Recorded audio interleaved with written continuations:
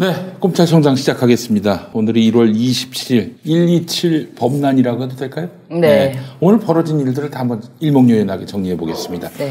정경심 교수 유죄 상고를 기각했습니다. 예. 네. 윤석열 장모 무죄가 그저께 일인가요? 25일이었던 것 같은데. 예, 그제 일이네요. 네. 예. 그 김학이 파기환송심에서 무죄. 그러니까 대법에서 무죄로 하라고 한 거죠. 한마디로. 네, 그렇죠. 그리고 개성공단 폐쇄 합헌, 요건 이제 헌법재판소. 네. 사법농단 판사들 일부 무죄 감형. 그리고 황희도 노무현 재단 이사, 우리 청년 정치인인데 대법원 상고 기각. MB하고 신천지 연관설.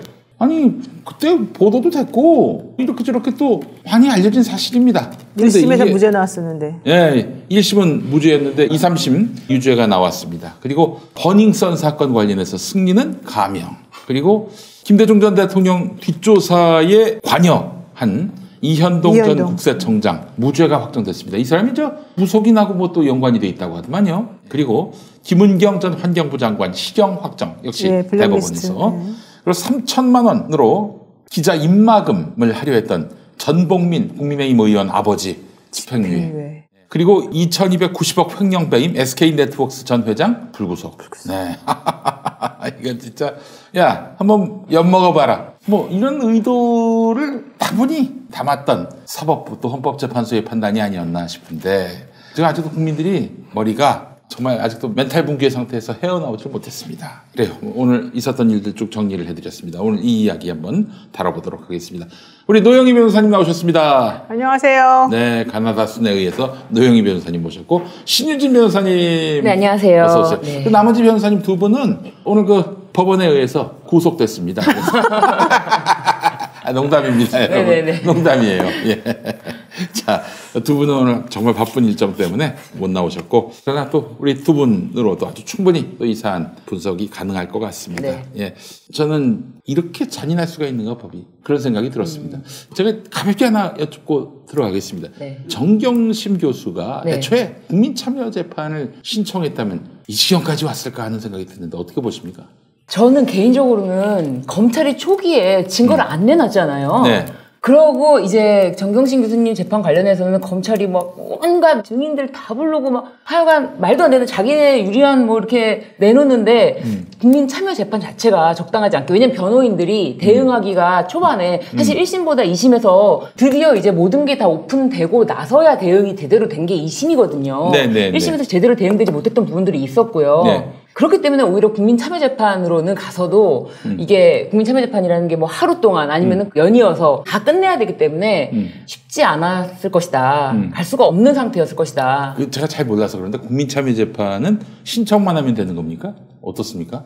모든 사건에 다 해당합니까? 국민참여재판은 원래는 신청하면은 되게끔 되어 있긴 한데요. 예. 성폭력 사건이나 이제 이런 것들에 대해서는 공개될 수 있기 때문에. 네, 또 이제 피해자가 오케이를 해줘야지만 또 이게 가능한 그런 건데 네. 사실 정경심 교수 재판 같은 경우에는 피고인이 신청하는 경우에 뭐 해줄 수도 있겠죠. 네. 그러나 이거는 제가 봤을 때는 이제 신유진 변호사님 말처럼 네. 오히려 신청한다고 해서 썩 유리하지는 않았을 가능성이 높다. 아, 그래요? 예, 그거는 그렇게 봐요. 네, 법정에서 워낙에 검찰들이 사실은 쇼를 했잖아요, 1심에서. 그렇지.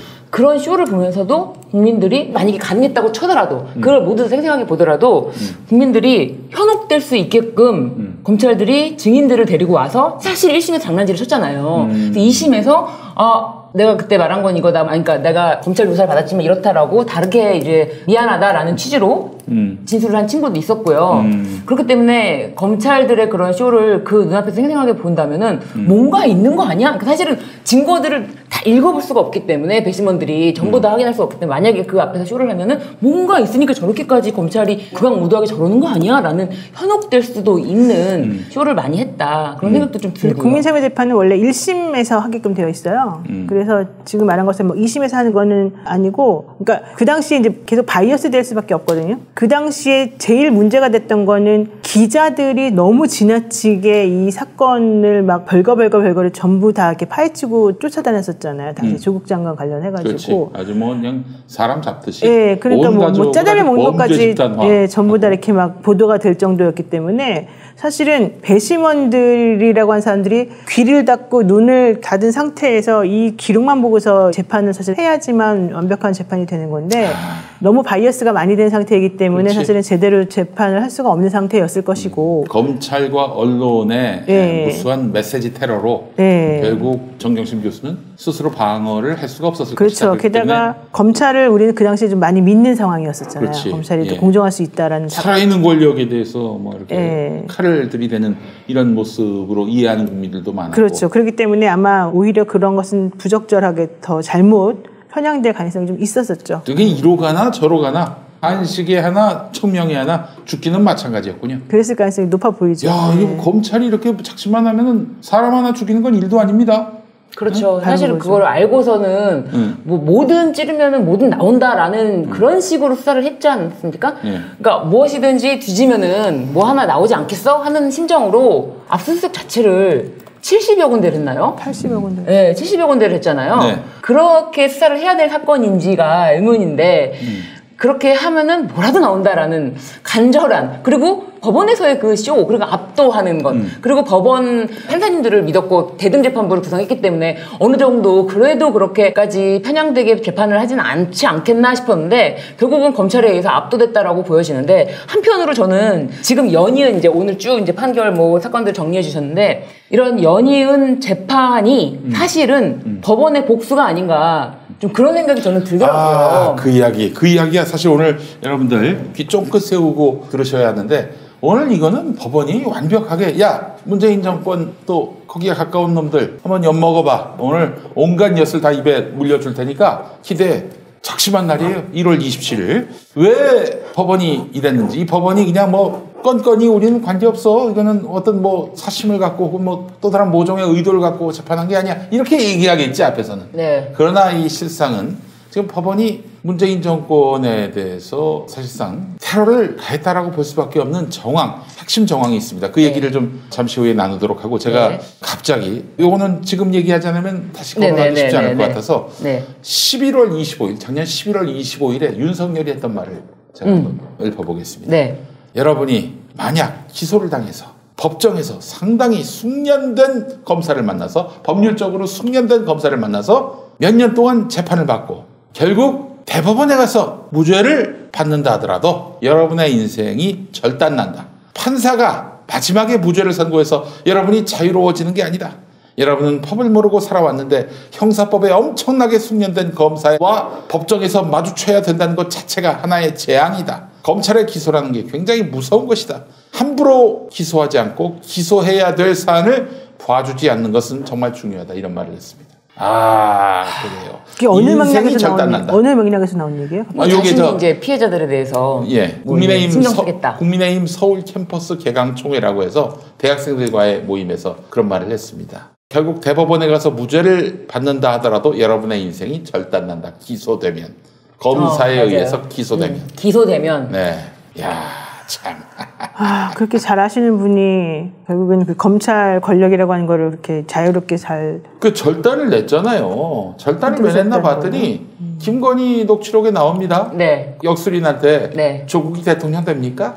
네. 물어봤다는 거 아닙니까? 그렇죠. 김건희가. 윤석열 시켜가지고. 그리고 또 뭐가 나왔습니까? 윤석열이 김건희 시켜서. 윤석열이 김건희를 시켜가지고. 네, 거꾸로 됐구나. 김건희가 통화를 하고 있는데 옆에서 물어보더라는 거예요. 예. 조국이 대통령 되냐고. 그걸 역술인이 이제 인터뷰를 했죠.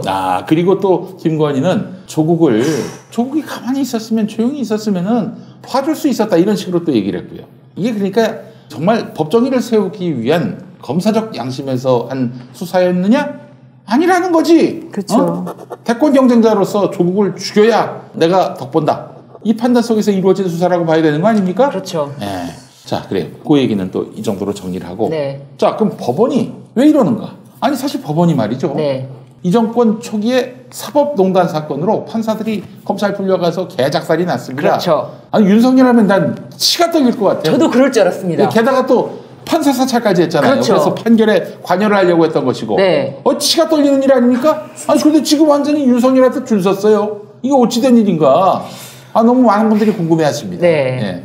제가 봤을 때는 저는 이제 이거를 지질 수가 없는 게 법원 조직법이 판사 임용할 때 법조 경력을 축소를 좀 시켜달라라는 법원 조직법이 올라왔는데 그러니까 이제 법원 조직법에 따르면은 네. 개정된 법원 조직법에 따르면은 10년은 네, 이제 법조 변호사 경력이 생활을 있어야, 하신 분들 네. 이제 말하자면 우리 변호사로서 10년 네. 동안 우리 사회 밑바닥 또 다양한 계층들의 애환을 청취하고 또 대변해왔던 이런 분들이 판사가 돼야 네. 공정한 판결을 할 수 있기 때문에 네. 10년 이상 된 변호사를 이제 판사로 임용하는 그 법이 만들어졌는데 네, 그렇죠. 이 10년 동안 한 변호사 중에 데려올 만한 분이 없다 뭐 이렇게 판단을 했든지 네. 뭐 10년 말고 5년으로 깎자 네. 이렇게 이제 판사들이 주장했다는 거 아닙니까? 그렇죠. 이게 사실은 저도 한편으로는 법원에서 그렇지 솔직히 말하면 할 일도 엄청 많고 기록도 봐야 할 것도 많고 그리고 판결문 작성하는 데 있어서 훈련도 필요하고 그렇다면은 법원의 말도 사실은 저는 그때까지만 해도 법원의 말도 어느 정도는 왜 그런지는 알겠다라는 입장이었습니다. 사실은. 근데 이제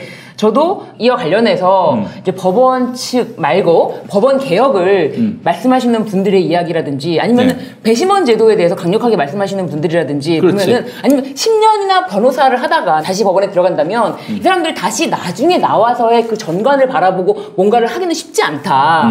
사실상 배심원 제도가 좀 더 활성화되는 어떤 그런 취지도 되고 그러니까 10년 제도보다는 국민들도 이제 재판 배심원으로 참여해서 그분들이 의견을 내는 걸로 해가지고 판사가 영향을 받아서 판결을 하게끔 하는 게 차라리 사법개혁으로서는 더 나은 것이다. 아니요. 제 말을 잘못했네요. 잘못 말했네? 예, 제가 말을 잘못 잘못 들은 것 같아요. 알아들었군요. 예. 그러니까 배심원 제도라고 하면 우리 일반 상식을 가진 내가 이해할 수 있는 일반 상식을 가진 사람들의 재판을 받자라는 거잖아요. 배심원 재판 제도라는 게. 네, 그렇죠. 법원에 있는 사람들이 자신들의 기준, 자신들의 잣대로 이렇게 재판을 하지 말고 일반 상식적인 우리 국민의 상식에 맞는 재판을 하자 이런 취지잖아요. 배심원 제도가.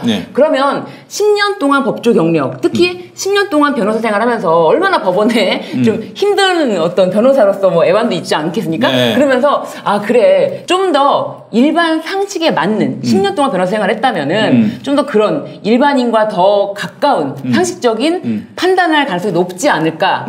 그리고 또 한 가지가 10년간 이제 변호사 생활했다면은 자신이 이제 그 뒤에 법원으로 들어가서 다시 나올 때 전관 예우를 받아야지라는 꿈을 꾼다기보다는 그냥 공정하게 재판이라든지 법원에 몸담아서 어떤 공정한 판결을 내리는 데 있어서 소명의식을 느껴서 들어갈 수도 있겠다.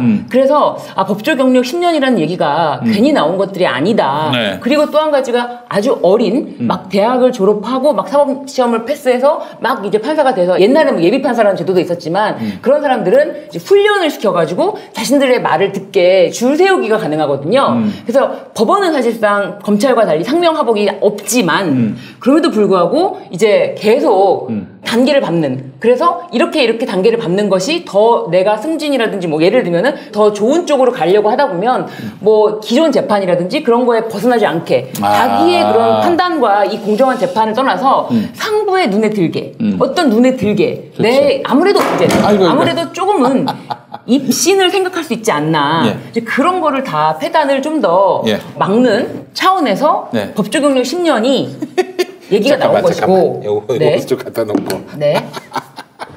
법조 경력 10년이 그런 취지에서 얘기가 나왔다면 그리고 그 당시에 많은 공감대를 통해서 10년이라는 이야기가 나왔는데 법원에서는 여전히 계속 꿈꾸고 있었던 거죠.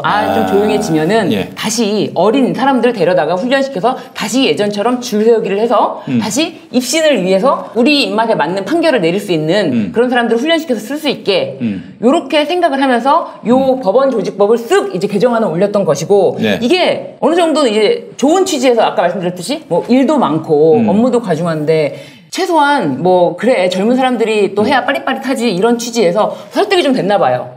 근데 이게 아무런 공론화 절차 없이 갑자기 본회의장에 왔다라면서 이탄희 의원이 그때 어마어마하게 이제 열변을 토하면서 토론하지 않습니까? 이제 의견을 개진하면서 이렇게 그냥 통과시킬 수는 없다라고 해서 단 4표 차이로 이 법원조직법, 법원의 수건이었던 이 법조 경력을 낮추는 것에 대한 법원의 수건이었던 법원조직법 개정이 부결됐습니다. 그래요. 저는 이게 아무래도 법원에서 민주당이랑은 이제 끝이다. 약간 한편으로는 문재인 정권 끝났어. 이제 너희하고는 이제 거래 없어. 너희들 관련한 재판은 다 그냥 이거야. 다 너희들한테 불리하게 또 불이익을 주는 방향으로 판결할 거야. 이렇게 법원 공동체가 아주 작심하고 사법부가 작심하고 해서 이런 판결들이 나오고 있는 것이다. 일단은 그런 의혹을 마음속에는 갖고 있다. 이게 의혹적이만 해도 이제 막 유죄가 나오고 하니까 막 후덜덜합니다. 노 변호사님 어떻게 보세요? 뭐 그런 것도 뭐 조금은 있겠죠.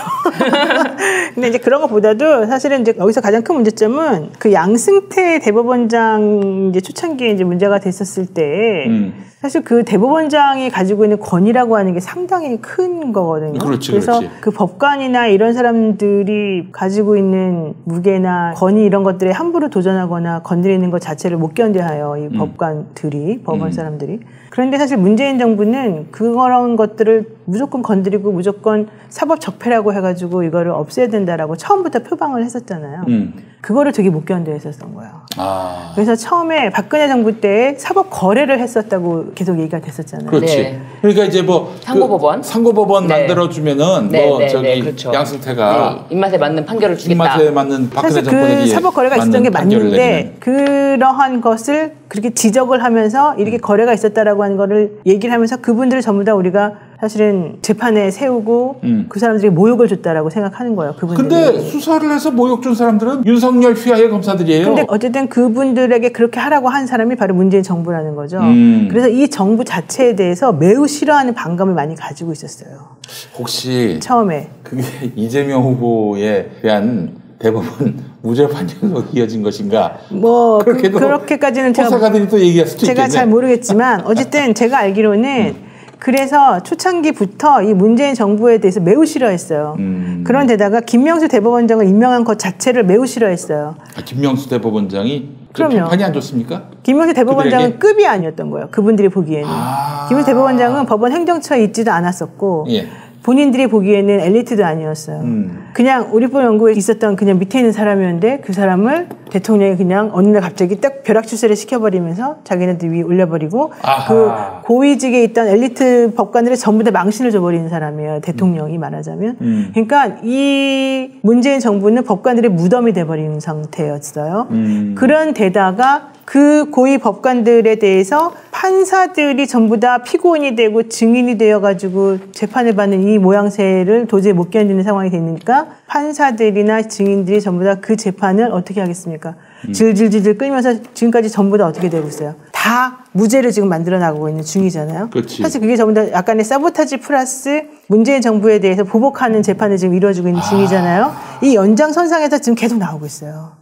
그래서 초창기에는 정부의 그 힘이 강하고 촛불 정권이 힘이 막강하고 시민들이 전부 다 지지를 해주고 있을 타임에는 그때는 사실은 못 맞췄지. 그때는 거기에 맞추어서 예를 들면 박근혜 정부 때 있었던 뭐 조윤선 전 장관이라던가 아니면은 뭐 김기춘 전 실장이라던가 이런 사람들에 대해서 유죄가 많이 나왔어요. 그러다가 이게 2심 올라가면서 또 다 뒤집어져요. 점점. 그렇지. 그런 형태로 지금 계속해서 바뀌고 있는 중이에요. 이 트렌드라는 거 하는 게 판결에. 그러고 있는 와중에 지금 보세요. 양승태 대법원장에 대한 재판 이루어지고 있어요? 안 이루어지고 있죠? 임종원 실장에 대한 것도 거의 이루어지지 않고 있죠? 이루어지지 않으면서 전부 다 어쨌든 하나씩 다 무죄가 나오고 있어요. 그 와중에 오늘 나온 재판들도 전부 다 사실 이제 되짚어 보시면 전부 다 무죄로 나오고 있는 중이에요. 그렇죠. 이게 다 마찬가지여서 뭐 윤석열 총장이 당시에는 문재인 정부가 시키니까 얘도 어쩔 수 없는 사람이었겠지라는 생각이 오히려 들어가고 있는 중인 그러니까 것이고. 지금 문재인 정부에 대해서 타격을 가할 수 있는 가장 좋은 방법은 윤석열 대통령 만들기다. 그렇죠. 오히려. 두 분 말씀이 일맥상통하면서 네. 충분히 이제 납득이 되는 것 같습니다. 그러니까 그렇게 저는 생각해요. 네. 그러니까 사실은 제가 알기로는 되게 모욕감을 많이 느끼고 있다. 그분들 자체가. 물론 그것하고는 또 전혀 상관없는 무리들이 있어요. 이 판사들 조직이 완전히 하나 뭐 동일체처럼 움직이지 않아요. 잘 나가는 사람들은 원래 잘 나갔었었고 네. 그렇지 않은 사람들도 이쪽 무리들이 있거든요. 그렇기 때문에 그들은 그들끼리 노는 사람들이었지라는 생각들이 있기 때문에 방관자적으로 이렇게 옆에서 보는 사람들이 있어요. 그렇지만 지금 위에서 이런 종류의 뭐 대법원이나 아니면 밑에 고등법원에서 이런 종류의 판결을 내리는 사람들은 사실은 계속해서 잘 나가는 사람들이었단 말이죠.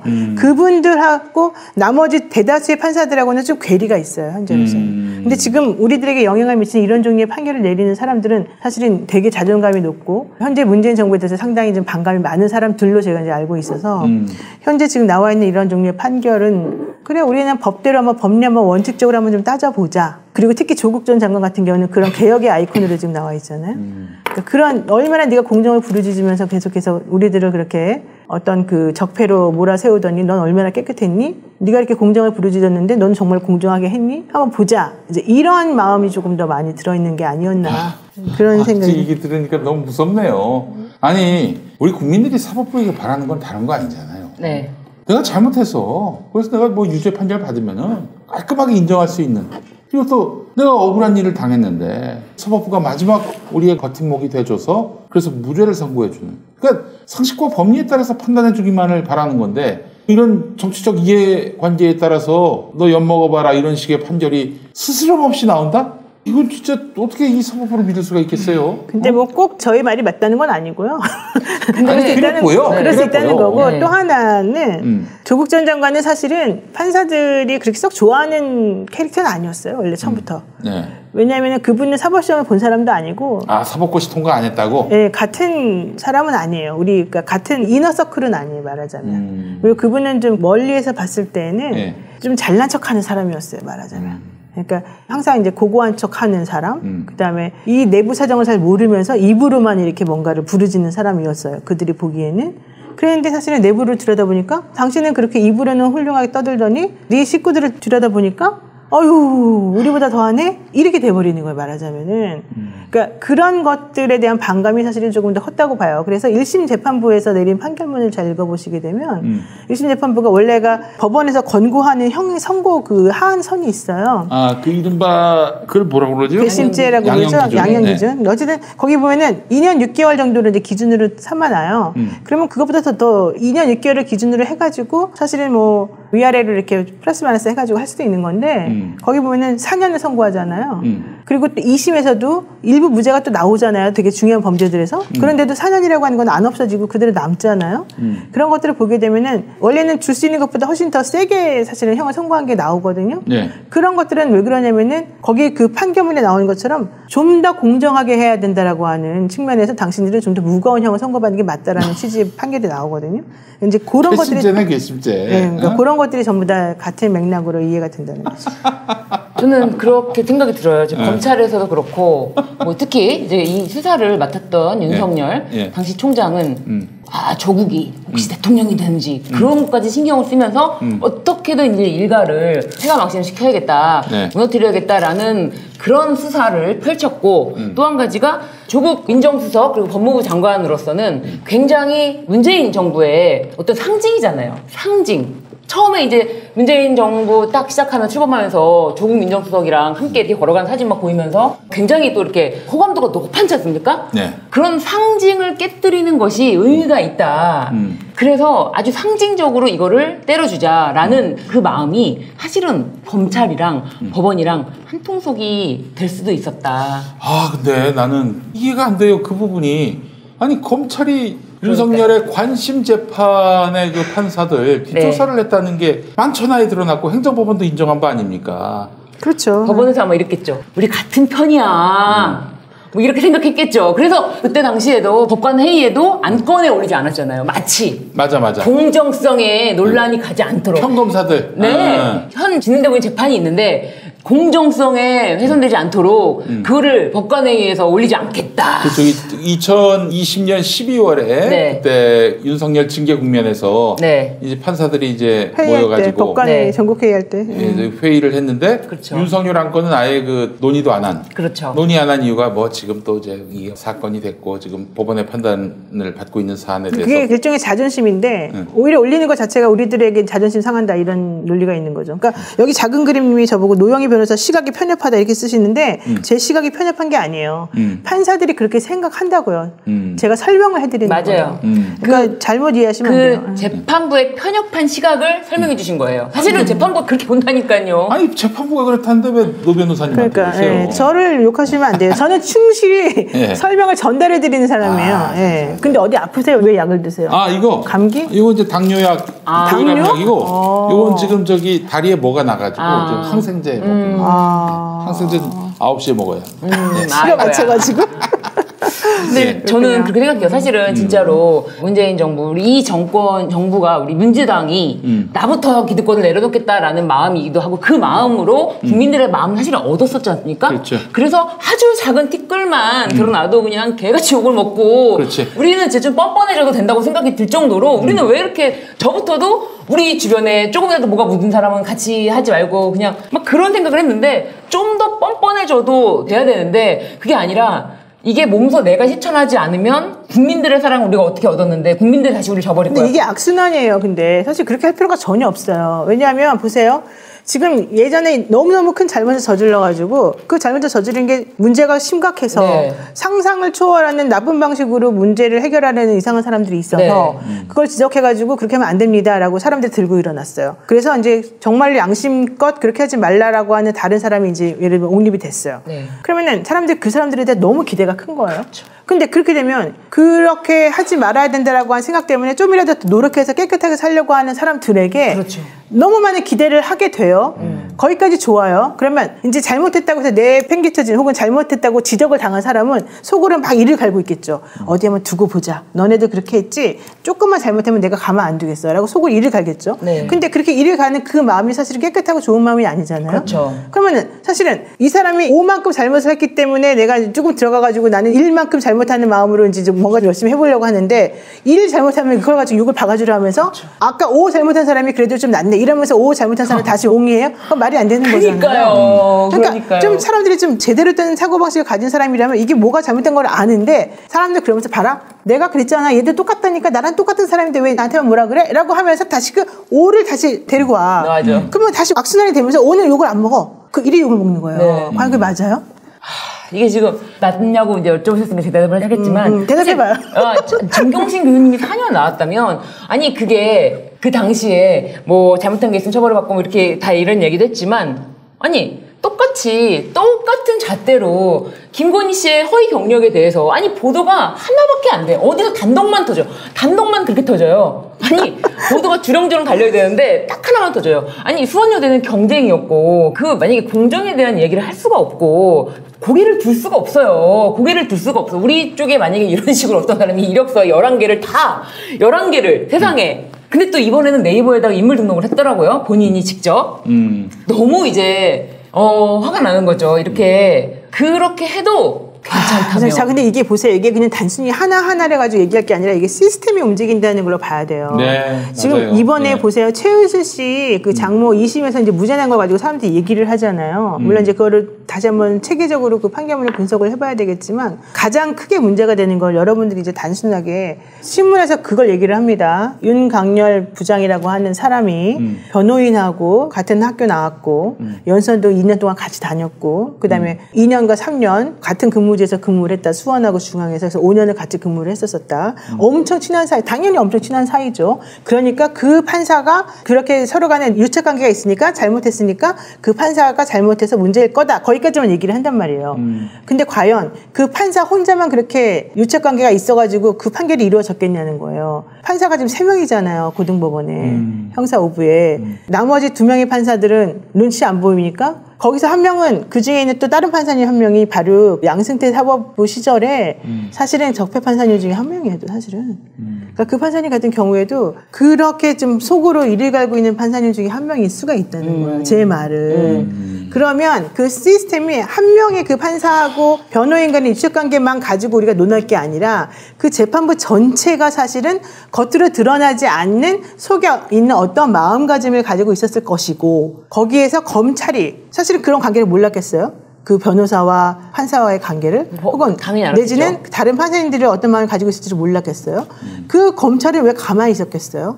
처음부터 이 재판부는 사실은 처음부터 본인들이 가지고 있는 심증을 너무 많이 드러내고 있었거든요. 근데 이걸 왜 가만히 내버려둬요? 나 같으면은 당연히 기피 신청하죠. 이번에 그 조국 전 장관 1심 재판부에서 PC의 위법 수집 증거 능력을 이번에 마상영 부장판사가 이거는 우리 못합니다. 판결이 있었기 때문에라고 말하니까 검찰이 뭐라 그래? 당장 일어나서 나 이 재판부 기피 신청합니다 하잖아요.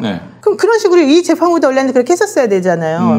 근데 안 하잖아요. 왜 그러는 거예요? 다 같은 마음을 가지고서 이 재판이 어그러지길 바랐기 때문이 아니겠습니까? 이게 바로 시스템으로 움직이는 거잖아요. 근데 왜 마치 그 검찰은 정의로운 사람인 것처럼 우리 너무 억울해요. 우리 상고하겠어요. 라고 하면서 가고 그 다음에 2심에 있는 그 윤 모 판사님만 마치 변호인하고 무슨 관계가 있으니까 그 사람만 탄핵되면 되는 것처럼 하냐고요. 그렇지 않아요. 하나만 문제가 있다고 해서 이런 식의 결론이 나지 않아요. 야, 예전에 그 말이 생각이 납니다. 법조 3륜. 그럼요. 다 같이 움직여야 되죠. 변호인, 세 바퀴. 변호인, 검찰, 판사 세 명이 다 어우러서 같은 마음으로 한 방향으로 움직이니까 이게 벌어지는 거죠. 피고인까지 네 명이 다 움직인 거잖아요, 지금. 그렇지. 게다가 기자들도. 왜 기자들은 그 당시 아무 말도 안 했어요? 기자들이 바보니까 법조실의 기자들이 기피제도 회피제도 있는 걸 몰랐어요, 그 당시에. 다 알아요, 우리. 2016년도부터 그 중앙지방법원에는, 고등법원에는 그 제도가 운영되고 있었는데 왜 그동안 한마디도 안 나오다가 판결 선고 나니까 이제서야 갑자기 그 얘기 나오는 거예요. 맞아요. 사실 노영희 변호사님이 그 재판 불안하다. 왜냐면 너무 피고인 편인 것 같다. 우리 그 얘기 맨날 했어, 우리는. 네, 노영희 변호사님 계속 걱정하셨거든요. 불안하다. 사실 저는 그래도 너무나 지금 버젓이 나온 증거들이 있는데 미쳤나? 설마. 미쳤나? 노 변호사님은 불안해하셨어요, 진짜로. 그래서 저도 사실은 이거 불안해하시니까 저도 괜히 너무 우리 서기호 전 판사님 같은 경우에는 네. 기대도 안 합니다. 아주 잘 나와봐야 집행유예 나올 겁니다. 무죄 나올 거예요. 저기 판사하고 변호사 그리고 피고 사이가 어떤 사이냐. 그런 말씀하셨는데. 그리고 이번에 정경심 교수 판결도 마찬가지예요. 대법원에서 사람들이 그 위법수지 증거라고 해서 대법원 전원 합의체 판결로 작년 11월에 네. 이런 게 나와서 이 증거인멸 배제하라고 했고 이번에 1심 판사님이 이걸 배제시켰으니까 당연히 이번에 파기환송 되지 않겠냐라고 기대들을 많이 하잖아요. 우리는 아니라고 봤잖아요. 다. 왜냐하면은 그 1심 판결에서도 계속해서 그 얘기 나왔어요. 혹시 설마 가령 그 P씨의 증거 능력을 인정하지 않는다 하더라도 이러이러한 증거들을 비춰보게 되면 이 표적적 위조된 게 너무너무 분명하기 때문에 이거는 무조건 유죄다. 계속 써놨어요. 거기다 판사님이. 그 얘기는 나중에 이 P씨의 증거 능력을 전부 다 인정하지 않는다 하더라도 우리는 무조건 유죄를 때리겠다라는 얘기가 계속 나와 있었던 거란 말이에요. 그 사람들이 너무 순진하게 그 당시에 그 대법원 전원합의체 판결로 그 P씨 그러니까 불법 수집한 증거의 증거 능력을 인정하지 않는다라고 하는 판결을 내린 사람이 이번 대법원에서 그 주심 판사일 거거든요. 그렇기 때문에 네, 그 사람이니까 좀 믿어보자라고 하는 사람들이 있더라고요. 아니 심지어 그때는 천만에 왔어요. SNS에 그 짤도 돌았어요. 정경심 무죄 확정. 그리고 유튜버들이 진보 유튜버들이 정경심 무죄 이렇게 써가지고 막 또 슈퍼챗도 많이 벌었죠. 네, 우리도 우리 슈퍼챗 들어왔네 우리도. 근데 그렇게 장사하면 안 돼요, 여러분. 정말 그거는 무식하거나 정말 모렴치하거나 둘 중에 하나입니다. 바로 그거예요. 그래서 특히 이제 이런 방송 보시는 분들에게 되게 가혹한 거예요, 그런 거는. 우리들 마음을 아프게 하는 거예요. 근데 또 그런 건 있잖아요. 만약에 사실 저도 그 판결을 여기다가 적용하려면 여러 가지 고비가 있겠다라는 말씀을 사실은 드리면 이제 바로 댓글에서 욕을 하잖아요. 너는 그렇게 생각을 하고 있구나. 나한테 욕하잖아요, 사람들이. 너무 삐뚤어졌다 생각이. 그치, 삐뚤어졌다. 댓글에서 항상 이제 그렇게 욕을 하시잖아요. 만약에 이거를 조금이라도 여러분들이 원하는, 우리 이제 시청자분들이 원하는 방향으로 이야기가 안 들리면은 바로 이제 욕먹는 거는? 그게 이제 사실은 좀 암울한 전망을 하면은 이 법조 관련이 아니라 이제 정치 현안에서 김용민이가 뭘 알아? 맞아요. 이래요. 그렇죠. 정무 감각 떨어진다느니 그 김용민 말은 다 걸러들어야 된다느니. 맞아요. 그런 말을 해요? 그럼요. 댓글은 다들 항상 그렇죠. 아니 근데 사실은 이동영이가 좀 만들어낸 마타도어기도 합니다. 김용민이가 뭘 알아? 맨날 그랬거든. 이동영이? 물론 나라고 다 맞췄다라고 말할 수는 없습니다. 그러나 나름대로 적중률도 없습니다. 심지어는 제가 10년 전부터 이재명 저 사람은 대통령감이다. 그랬거든요. 맞아요. 이 정도면은 뭐 나쁜 척은 아니잖아 기본적으로. 아니 근데 그게 이제 사실 대등한 사이에서는 그런 말을 장난으로 할 수 있지요. 그리고 막 예를 들면 이동영 TV 뭐 구독하지 마십시오, 보지 마십시오, 막 장난으로 그럴 수 있지. 대등한 사이에서. 근데 이제 그거를 다 이제 이동영 씨하고 사이 안 좋아요? 아니요, 친하세요.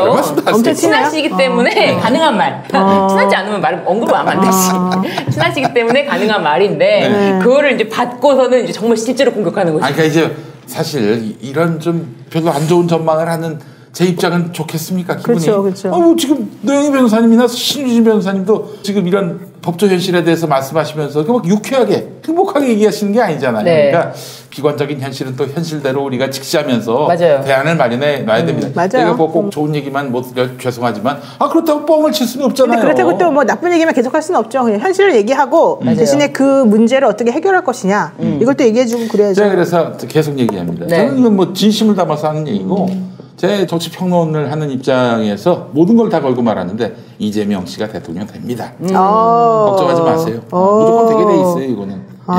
무슨 근거로요? 네? 무슨 근거로? 아이, 촉이지, 그건. 아니 근데 아니, 그게 저는 이제 최욱 씨 지난해 매불쇼 나가고 그렇지, 하는데 그렇지. 거기서는 최욱 씨는 항상 그런 얘기. 최욱 씨는 자기는 엄청 중립인 그런 스탠스를 취하거든요. 그게 너무 귀엽고 재밌어요. 근데 엄청 중립인 척하면서 막 시청자 편입니다 그러다가 대통령은 누가 될 거 같냐면 박지훈 변호사가 찍는 사람이 된다. 그 얘기는 몇 번 했거든요. 박지훈 박지훈 변호사가 변호사? 누굴 찍었는데? 옛날부터 박지훈 변호사가 찍은 사람이 다 됐다. 박근혜부터 박지훈 이게 이제 뭐냐면은, 박지훈 변호사는. 문재인도 박지훈 변호사가 찍었고. 박지훈 변호사는 항상 되는 쪽에 양재 줄을 서기 되는 때문에 쪽이부터? 박지훈이 가는 대로 나침반처럼 가면 된다. 근데 나는 그거 같아요. 솔직히 저는 이렇게 생각해요. 이제 윤석열 후보 같은 경우는 사람들이 이제 문재인 정부는 항상 참으라고만 하니까 짜증나거든요. 솔직히 그렇지. 말해가지고. 예. 문재인 정부는 그럴 수밖에 없는 거예요. 왜냐면 상황 자체가 참으라고 하지 않으면 해결이 안 되기 때문에 그렇게 말할 수밖에 없어요. 그리고 또 그렇게 했기 때문에 이만큼이나 지금 문제를 해결해 왔던 거죠. 그러니까 거기까지는 좋아요. 그런데 계속해서 참으라고만 하면은 사람들이 화가 나죠. 계속 잘 참아왔는데 문제는 해결 안 되고 나 언제까지 참기만 하라는 거야. 그러면은 그 옆에서 이제 살살 악마처럼 꼬시는 사람들이 맞아요. 있는 거예요. 맞아요. 야, 너 참지 마. 참으라고만 하자 쟤는. 참으라고만 하자 쟤는 나쁜 애야. 내가 대통령이 되면 혹은 내가 정권을 잡으면 나는 너가 원하는 대로 다 해줄게. 네. 그럼 사람들이 너무 속상하고 힘들었으니까 맞아요. 그래 네가 맞아. 이러면서 이제 마음이 조금 약간 귀가 그들이 열릴 수밖에 없어요. 그러면 그 과실을 따먹는 사람들이 있는 거예요. 근데 사람들이 처음에는 그 말이 다 그럴 때 알아듣고 그쪽으로 가겠지만 그게 영구히 가진 않아. 사람들이 바보가 아니거든요. 그러면 처음에는 그 말에 혹해가지고 넘어가는 것처럼 보일지 몰라도 이게 영구히 오랫동안 그 사람을 속일 수는 없는 거잖아요. 그런 데다가 플러스 실질적으로 그 사람이 이렇게 남에게 달콤한 말처럼 유혹을 하면서 하는 말이 어느 정도나 신빙성 있고 어느 정도나 실현 가능한 가를 혹은 어느 정도나 정말 근거 있는 말인가를 사람들이 계산을 안 하는 것처럼 보이지만 실제로는 무의식적으로 이건 정말 심리학 박사 수료자로서 제가 말씀드린 건데 머릿속에서 자기도 모르게 계산을 하게 돼 있어요. 사람이라면. 그러면 가랑비에 옷 젖는다고 그런 것들이 하나하나씩 쌓이게 되면 저 말을 하는 저 사람은 진정성이 없는 사람, 저 말을 하는 저 사람이 저 말을 믿을 수 있는 말이 아닌 것 이런 것들을 자기도 모르게 계산하게 되고 알게 된다는 거예요. 그래서 지금 당장은 그게 눈에 보이지 않지만 제가 봤을 때는 분명히 조금 있으면 나옵니다. 뭐가요? 2월 중순이 지나고 나잖아요. 네. 그럼 사람들 마음속에서 이걸 못 받아들여요. 지금 나에게 달콤한 말을 하는 저 말을 그냥 내가 믿고 찍어야 된다라고 생각하지 않아요. 중도층은. 왜냐하면 이해관계가 있어가지고 난 그럼에도 불구하고 저 사람은 내가 틀리다고 알면서도 찍는 사람은 저 사람을 내가 찍고 저 사람이 되어야지만 나에게 이득이 있다는 걸 맞아. 아니까 찍는 거지만 이해관계 있는 사람들은. 중도층이나 이런 사람들은 사실은 그런 것과 무관하게 자기가 옳다고 생각하는 쪽으로 사실은 표를 줄 수밖에 없거든요. 지금 모자란 게 5%예요. 지금 모자란 게 5에서 7%잖아요.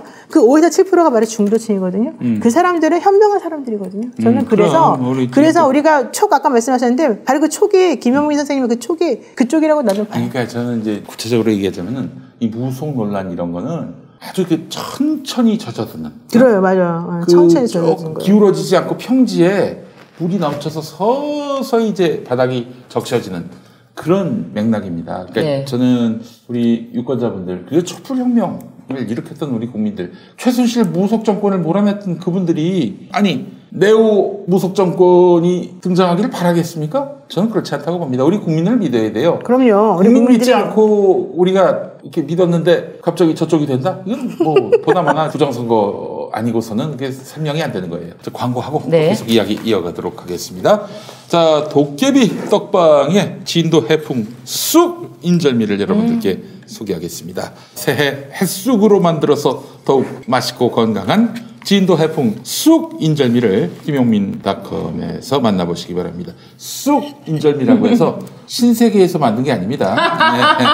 네. 쑥이에요, 쑥. 쑥이 아니라 네, 쑥. 쑥. 예. 쓱. 쑥이 아니라. 쫄깃하다 못해서 고기처럼 쫀득한 인절미입니다. 미리 만들어둔 떡이 아니라 주문 확인한 후에 바로 만들어 보내는 떡이라서 냉동떡과는 차원이 다릅니다. 울산의 골목 맛집 도깨비 떡방에 30년 노하우와 정성이 담긴 떡입니다. 합성 첨가제나 유화제는 1도 없습니다. 공장이 아닌 방앗간에서 당일 도정한 쌀로 빚은 진도 해풍 쑥 인절미를 만나보시기 바랍니다. 쓴맛이 없네요. 먹으니까. 네, 그렇습니다. 자, 부모님께서 정말 좋아하십니다. 떡 좋아하시는 부모님들 많이 계시거든요. 저도 나이 먹어보고 또 애가 셋이다 보니까 어느 순간 떡이 좋더라고요. 또 식사 대용도 되고. 떡 맛있어요. 정말 좋습니다. 배송 받자마자 바로 드실 수 있는 상태이기 때문에 먹기 좋은 크기로 잘라서 콩가루에 묻혀 드시기 바랍니다. 물론 콩가루 없이 쑥 개떡처럼 그냥 드셔도 맛있어요. 아, 그렇죠. 그거 제가 렌즈에 돌려가지고 먹었는데 아, 그런 떡도 와, 이건 뭐 진짜 기가 막힙니다. 렌즈 돌리지 않아도 될 것 같은데?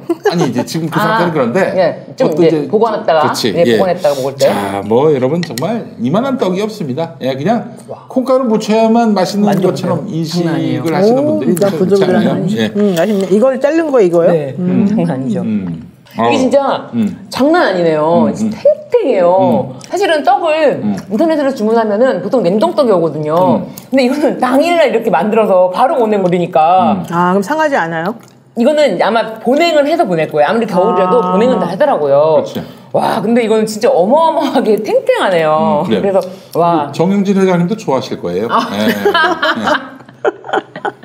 자, 가격 정보. 네, 가격. 해풍 쑥 인절미 2kg, 콩고물 200g 포함해서 27,300원이고요. 4kg은 쑥 인절미 1kg이 추가가 되고 콩고물 400g이 포함됩니다. 이거는 54,600원. 가격. 야, 가격의 딱 가치를 정말 합니다. 정확히 딱 2배네요. 네. 하나도 이게 디스카운트를 안 해주는구나. 아니, 이게 제품에 자신감이 있고 그러네. 워낙 또 싸게 거의 원가에 가깝게 공급하기 때문에 그렇군요. 여기서 더 가져가실 건 없어요. 이게 원래 냉동떡도 이제 떡을 보통 인터넷으로 전에 주문해서 먹기 때문에 주문해보면은 떡이 오면은 그걸 다시 이제 냉동실에 넣습니다. 근데 오는 과정에서 좀 녹아요, 그게. 그래서 이제 사실은 약간 해동이 된 걸 다시 얼리는 거라서 맛이 이렇게 신선한 제품을 바로 냉동실에 넣는 거랑 다르죠. 원래 보통은 냉동식품은 한 번 냉동된 것이니 해동 후 다시 냉동시키지 마시오라고 써있거든요. 근데 이거는 한 번도 냉동된 적이 없기 때문에 받으시면은 먹을 만큼 자르고 아마 이렇게 포장이 돼서 가겠죠? 네. 그러면은 냉동실에 넣으면은 나중에 다시 꺼내 놓으면 이거는 사실은 이런 떡은요, 말랑말랑한 떡은요, 꺼내 놓으면은 자연해동이 되면은 밤에 꺼내 놓으면 아침에 이렇게 말랑말랑 다시 해져요. 네. 자연해동을 해서 먹는 게 더 맛있거든요. 아, 내가 잘라 먹어야 되는 거야? 아, 요렇게 오면은 아마 잘라서 먹을 수가 있을 것 같아요. 근데 요런 떡은, 그러니까 밤에 꺼내놓으면은 아침에는 완전 말랑말랑하다. 네. 그리고 만약에 아침에 출근할 때 가지고 나가면 점심에 먹을 때는 완전 말랑말랑하다. 네. 그래서 자연해동으로 먹으면 더 맛있어요. 주문은 어떻게 하냐고 물어보시는데. 아, 주문 김용민닷컴에서 김용민닷컴. 아이고 뭐 아유. 더할 나이가 있겠습니까? 더 말할 나이가 있겠어요? 아, 근데 그 제가 예전에 만났던 여성이 있었는데 그 먼저 수십 년 전이니까 20년 전이니까 가끔씩 핸드백 열어보면 와, 온갖 주전부리. 도대체 이게 무슨 일이냐, 이게 뭘 갖고 다니냐. 네. 했더니 혹시 전쟁 날 걱정이 있어가지고 피난 때 먹을 거냐 했더니 그렇지 않대. 이게 은근히 필요하다는 거예요, 여자들한테. 맞아요. 네, 그래요? 왜냐면 모르겠어요. 많은 여자분들 중에 네. 많이 먹진 않아도 배고픔을 못 견디는 여자분들이 아, 있거든요. 그래요? 배고프면 짜증이 나고 배고프면 막 이제 막 그러니까 배고픔을 못 견딜 때 잠깐 먹어주면은 뭐 세상이 평온해지니까 그래서 갖고 다니는 겁니다. 아, 여자들은. 그래요? 네. 네. 알겠습니다. 하여튼 제 그런 생각이 여성분들, 아니군요. 이 주전부리가 네. 필요하신 여성분들은 다른 거 갖고 다니지 말고 도깨비 떡방에 진도 해풍 쑥 인절미를 갖고 다니시면은 이게 식사 대용으로도 좋습니다. 두유에다 이거 같이 드시면 딱이겠네. 너무 좋은 것 같아요. 두유보다도 두유. 네, 따뜻한 아메리카노하고 아주 어마어마하게 또 이렇게 궁합이 맞습니다. 예, 자, 여러분들께 강력하게 추천합니다. 잠시 후 안양스마트 금기념 특별세를 시작하겠습니다. 저희의 첫 번째 프로모션 자율주행 셔틀입니다.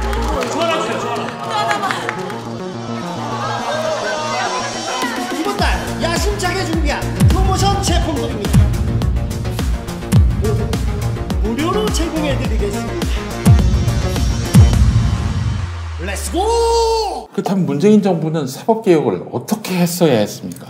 아, 그래요. 나 이거는 내가 꼭 지적하고 싶었던 게 있어요. 네. 이게요, 우리가 혁명이든 뭐든지 이게 너무 급진적으로 하고 이게 힘이 너무 센 조직이나 이런 사람들을요, 너무 한꺼번에 하려고 그러면은요, 사실은 너무 어려워요. 힘들어요. 우리가 사실 개혁하고 싶은 게 언론, 검찰, 사법 다 개혁하고 싶었던 거예요. 맞아요. 근데 이게 얼마나 센 집단들이에요. 우리나라에서 기득권이고. 카르텔이. 이 사람들 우리가 어떻게 한꺼번에 다 해요.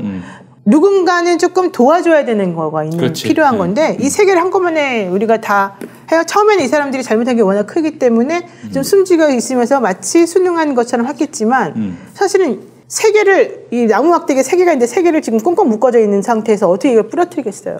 내가 봤을 때 이걸 차라리 하나씩 부러뜨렸었어야 되는데 너무 한꺼번에 하다 보니까 처음에는 자기네들이 좀 힘들어서 약호 죽어 있는 것처럼 했었으나 이제는 자기네들끼리 힘을 다시 똘똘 뭉쳐가지고는 그렇지. 다시 이쪽에다가 다시 때리고 다시 이렇게 반격을 하기 시작한 거지. 그러다 보니까 이런 사태가 온 거죠. 나는 그 방법이 조금 잘못됐다. 그러니까 차라리 속도를 조금 천천히. 그리고 이 세 개의 사람들이 너무 한꺼번에 이쪽을 반격하지 못하도록 머리를 좀 썼어야 되는 게 아니냐. 그렇게 좀 대변을 하자면은 정부가 5년 단임제 정부에서는 개혁을 할 수 있는 때가 초창기에 그럴 수밖에 없었죠. 밖에 없어요. 하지만 문제는 그게 왜냐면 외부 환경이 중요해요. 근데 우리는 이게 만약에 코로나 시국이 아니었으면 그게 맞을 수도 있어요. 근데 코로나라고 하는 외부 변수가 생겼잖아요. 네. 코로나 외부 변수는 너무 위험한 상황이었어요. 국민들이 이거를 극복해내기 위해서는 너무 많은 희생이 따르는 시기였단 말이에요. 그렇지. 예. 그러니까 그것까지 겹치다 보니까 너무 힘들었던 거예요. 예. 하여튼 한 5년 정도의 시스템 개혁을 통한 개혁을 추진했어야지 사람 하나 바꾼다고 뭐 김명수를 세운다든지 뭐 윤석열을 세웠을 때도 검찰 개혁에 의지가 담겨 있었던 거였어요. 그럼요. 그럼요. 근데 엉뚱한 사람을 세웠거나 혹은 뭐 그런 프로젝트 미션을 수행할 수 있는 사람이 아니거나 이런 사람들 때문에 또 학자들을 너무 좋아하셨어. 학자들을. 교수님들, 학자들. 우리 교수님들은 참기 쉽지 않거든요. 맞아요. 정말 이 개혁은 YS처럼 하지 않고서는 개혁이 YS 개혁이 어떤 거냐? 오늘 내가 이제 개혁 대상이 퇴근합니다. 그 이튿날 아침에 출근을 했는데 자리가 없어졌어. 한밤에 인사를 내고. 맞아요. 이런 식으로 그래야 가야지. 돼요. 맞아요. 이거 뭐 언제 공청회하고 청문회하고 개혁 못합니다. 그리고 너무 설득하려고 하면 안 돼요. 그리고 너무 정도를 걷고 원칙을 가면 안 돼요. 이 정권 초기에 지나친 높은 지지율도 실은 좀 독이 됐던 면이 있었다. 그러니까 정확하게 타겟팅을 하고 저는 단계별로 갔어야 했다. 이 개혁 성공하면은 야 저기 성공했네. 그다음 우리도 개혁 당하겠구나. 그럼 무릎 꿇어야지. 그렇죠. 이렇게 가는 게 옳았다. 그리고 전방위적으로 다 건드리고 좀 칭찬을 해줬어야 돼. 칭찬을. 국민들을 너무 야 니네 잘못했어. 니네 개혁 대상이야 라고만 하지 말고 조금 이렇게 아, 니네 이런 건데 좀 잘했으니까 이렇게 조금 따라오자. 이런 건데 좀 잘못했으니까 이런 부분에 대해서는 우리가 조금 좀 잘해보자. 좀 달래고 어르고 달래고 이런 것도 좀 필요하지 않습니까? 근데 이제 노무현 정부 때 공무원들을 맞아요. 개혁 대상 공무원들을 개혁 파트너로 여겼다가 제대로 뒤통수를 맞았기 때문에 그렇죠. 그 또한 쉽지 않았던 흐름도 있었습니다. 그래요. 아유, 뭐 완벽한 게 어딨어요. 여기까지 온 것도 다행이죠. 네. 그런데 지금 이렇게까지 올 정도면은 정말 저는 너무 걱정이 되는 게 만약에 윤석열이 집권하고 문재인 대통령 퇴임한 다음에 그 안전을 어떻게 보장할 수 있을까? 보장 못해요. 그 녹취록에 보세요. 다 보복과 응징의 메시지가 다 가득 들어있잖아요. 네. 저는 가정법이라도 그런 가정법을 쓰지 않습니다. 아예 그런 그래요? 걸 쓰지 않고 이제 만약에 이제 아닌데 그러니까 대비는 해야지. 대면이라는 말은 안 하고 뭐라 그래야 되나 안 좋은 상황으로 펼쳐질 경우라고 이제 좀 뭐랄까 그 자체를 아예 그 문장을 워딩을 할 수가 없는 거예요 제가. 그 정도로 마음이 좀 그런데 사실은 세금 연말정산 뭐 하고 뭐 이제 세금이 자기가 얼마를 낸다더라 이런 거 아는 사람들은 다 세금이 예전보다 훨씬 많이 낸다 이제 이런 얘기가 많아요. 그리고 뭐 저는 종부세를 내지 않았지만 종부세를 내는 친구 말에 의하면은 작년보다 4배를 낸다는 거예요. 4배를 내게 됐다 뭐라든지 뭐 세금 관련해서 그 자기랑 직접 이해관계가 있는데 그 이해관계가 자기한테 조금 더 불리하게 들어갔다. 그럴 경우는 바로 화가 나는 거예요. 그럼요. 당연하죠. 바로 화가 나는 거예요. 그래서 그 분노가 바로 해결이 안 된다. 저는 그 얘기를 하죠. 만약에 이게 화가 나서 그 화를 뭐 예를 들면은 뭐 윤을 갑자기 이런 식으로 지지해 준다고 하면 너의 그 사소한 것들이 과연 풀리냐? 절대 그런 건 해결되지 않는다. 그거를 봐야 된다라고 얘기를 하고 말씀하신 것처럼 뭐 김건희가 자기 녹취록에 가만두지 않지. 그리고 정대택 걔는 죽일 거야. 어떻게 죽이는지 봐. 막 이렇게 말하잖아요. 네. 근데 이런 게 있어요. 우리가 이제 학습심리나 행동주의 심리학에서 옛날에 스키너라고 하는 사람이 있었는데 스키너라고 하는 행동주의 심리학자가 나에게 100명을 데리고 와봐라. 나는 그 사람을 도둑으로도 만들 수 있고 과학자로도 만들 수 있고 내가 원하는 모든 걸로 만들 수 있다라고 해요. 자, 그런데 그때 관가한 게 한계가 있는 거예요. 본능에 거스르는 것을 학습시켜가지고 만들기는 너무 어렵다는 거예요. 그러니까 저는 그래서 문재정부가 본능에 거스르는 것을 자꾸 이상주의적인 방식으로 만들려고 했던 거가 저는 잘못이라고 봐요. 그러니까 항상 뭐든지 학습시키고 뭔가를 하려고 그럴 때는요. 본능에 거스르지 않는 방식 내지는 본능을 존중하는 방식으로 뭔가 좀 잘 되는 방향을 좀 만들어주는 게 필요하다. 그러니까 두더지를 학습시킬 때도요. 두더지의 습성이 땅을 파고 들어가는 거잖아요. 그러면 땅을 파고 들어가는 방식의 뭔가는 학습시키기가 쉽지만 그것 말고 다른 방식의 것을 본능에 반하는 방식의 행동을 학습시키는 너무 어려웠거든요. 그러니까 그런 식의 좀 사람들이 원하는 혹은 본능적인 것에 좀 충실한 욕망이나 이런 것들에 좀 이해하는 방향으로 해줘야 된다는 거예요. 그래서 우리도 앞으로는 국민들을 이해하는 방향에서 그걸 기본으로 해서 나쁘지 않는다면 그런 방향으로 나아가야 된다는 거예요. 아, 그래요. 상인의 현실 감각 이것도 필요해 보입니다. 김